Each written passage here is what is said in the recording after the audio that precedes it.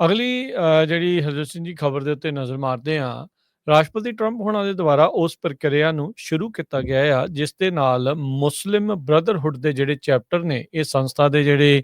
ਹੋਰ ਵੱਖ-ਵੱਖ ਮੁਲਕਾਂ ਦੇ ਵਿੱਚ ਬ੍ਰਾਂਚਾਂ ਆ, ਉਹਨਾਂ ਨੂੰ ਐਫਟੀਓ ਫੋਰਨ ਟੈਰਰਿਸਟ ਆਰਗੇਨਾਈਜੇਸ਼ਨ ਗਰਦਾਨਿਆ ਜਾਵੇਗਾ। ਰਾਸ਼ਟਰਪਤੀ ਟਰੰਪ ਕਹਿੰਦੇ ਵੀ ਉਹ ਇੱਕ ਐਗਜ਼ੈਕਟਿਵ ਆਰਡਰ ਸਾਈਨ ਕਰਨ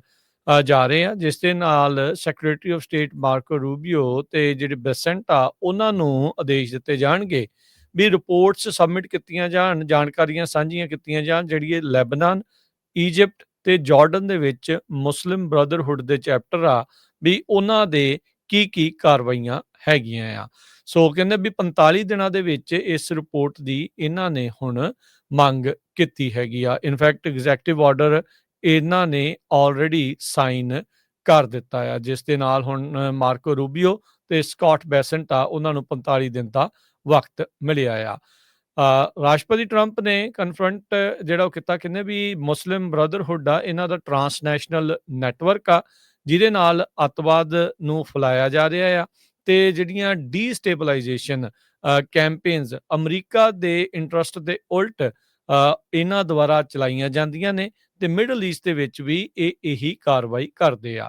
ਇਹ ਬ੍ਰਦਰਹੁੱਡ ਮਿਸਰ ਦੇ ਵਿੱਚ, ਇਜਿਪਟ 'ਚ 1920 ਤੋਂ ਵਿੱਚ ਬਣਾਇਆ ਗਿਆ ਸੀ ਇਸਲਾਮਿਕ ਪੋਲੀਟੀਕਲ ਮੂਵਮੈਂਟ ਨੂੰ ਕਾਊਂਟਰ ਕਰਨ ਦੇ ਲਈ। ਇਹਨਾਂ ਦਾ ਮੇਨ ਕੰਮ ਇਹ ਸੀਗਾ ਵੀ ਸੈਕੂਲਰ ਤੇ ਨੈਸ਼ਨਲਿਸਟ ਜਿਹੜੇ ਆਈਡੀਏ ਆ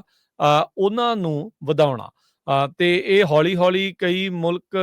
ਦੇ ਵਿੱਚ, ਮੁਸਲਿਮ ਮੁਲਕਾਂ 'ਚ ਇਹ ਫੈਲਿਆ ਆ ਤੇ ਹੁਣ ਇੱਕ ਵੱਡਾ ਪਲੇਅਰ ਬਣ ਰਿਹਾ ਸੀਗਾ ਵੀ ਉਦਾਂ ਕਹਿੰਦੇ ਵੀ ਓਪਨ ਸੀਕ੍ਰੇਟ ਸੀਗਾ ਵੀ ਇਹ ਸੀਕ੍ਰੇਟਲੀ ਕੰਮ ਜਿਹੜੇ ਆ ਉਹ ਕਰਦੇ ਹੈਗੇ ਆ। ਸੋ ਮੁਸਲਿਮ ਬ੍ਰਦਰਹੁੱਡ ਨੂੰ ਇਹ ਹੁਣ ਰਾਸ਼ਟਰਪਤੀ ਟਰੰਪ ਦੇ ਦੁਆਰਾ ਫੋਰਨ ਟੈਰਰਿਸਟ ਆਰਗੇਨਾਈਜੇਸ਼ਨ ਜਿਹੜੀ ਅੰਤਰਰਾਸ਼ਟਰੀ ਅੱਤਵਾਦੀ ਜਥੇਬੰਦੀ ਐਲਾਨਣ ਦੇ ਵੱਲ ਨੂੰ ਕਦਮ ਜਿਹੜੇ ਆ ਟਰੰਪ ਪ੍ਰਸ਼ਾਸਨ ਨੇ, ਟਰੰਪ ਹੋਣਾ ਨੇ ਸ਼ੁਰੂ ਕਰ ਦਿੱਤੇ ਆ।